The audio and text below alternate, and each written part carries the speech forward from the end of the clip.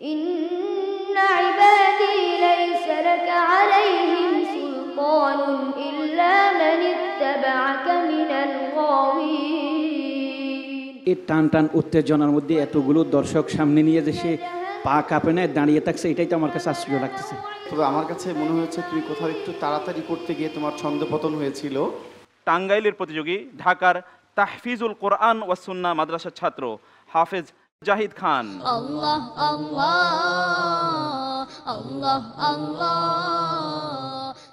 আসসালামু আলাইকুম ওয়া রাহমাতুল্লাহি ওয়া বারাকাতুহু। ওয়া আলাইকুম আসসালাম ওয়া রাহমাতুল্লাহি ওয়া বারাকাতুহু। জাহিদ ভালো আছো তো? আলহামদুলিল্লাহ। ইকরা মা তায়াসসারা লাকা মিনাল কোরআন। আউযু বিল্লাহি মিনাশ শাইতানির রাজীম।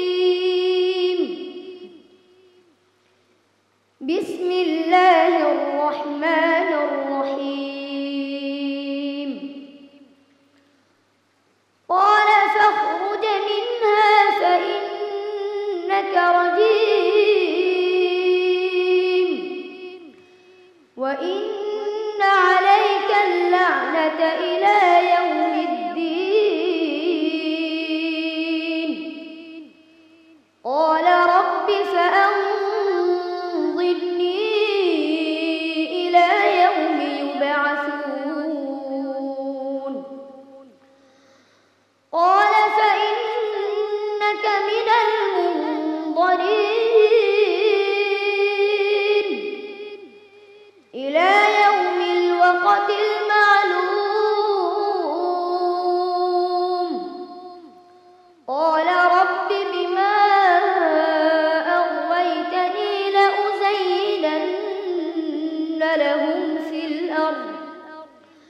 لأزينن لهم في الأرض ولأغوينهم أجمعين إلا عبادك منهم المخلصين قال هذا صراط علي مستقيم إن عبادي ليس لك عليهم سلطان إلا من اتبعك من الغاوين وإن جهنم لموعدهم أجمعين لها 7 أبواب لكل باب منهم جزء مقسوم إن المتقين في جنات ونعيم إن المتقين في جنات وعيون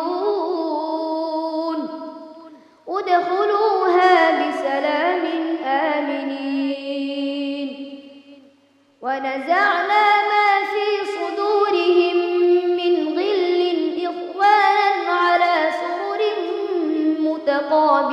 متقابلين لا يمسهم فيها نصب وما هم منها بمخرجين হাসবুক।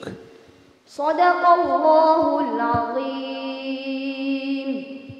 তুমি কি জানো কোরআনুল কারিমে এমন একটি সূরা আছে যেই সূরায় রা অক্ষরটি একবারও উচ্চারণ করা হয় না, একবারও লেখা হয়নি, এটা জানো তুমি?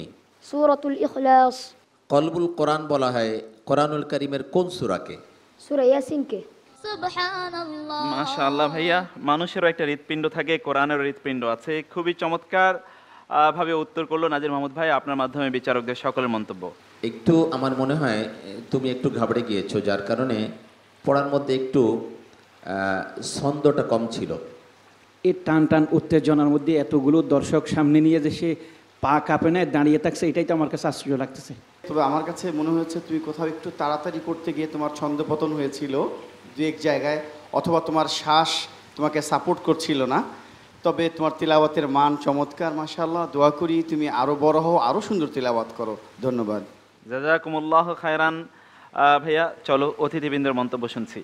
সে পুরা কোরআনুল কারিমের যে গভীরতা তার মধ্য থেকে বেছে নিয়ে আসছে যে কোন সূরার মধ্যে একটা হরফ নাই সেটা বলতে পেরেছে, সুবহানাল্লাহ। আর হৃৎপিণ্ড কোন সূরা সেটাও সে বলতে পেরেছে। এজন্য তাকে ধন্যবাদ জানাই। আলহামদুলিল্লাহ, আমি মুগ্ধ হয়েছি, অভিভূত হয়েছি তার তেলাওয়াত শুনে।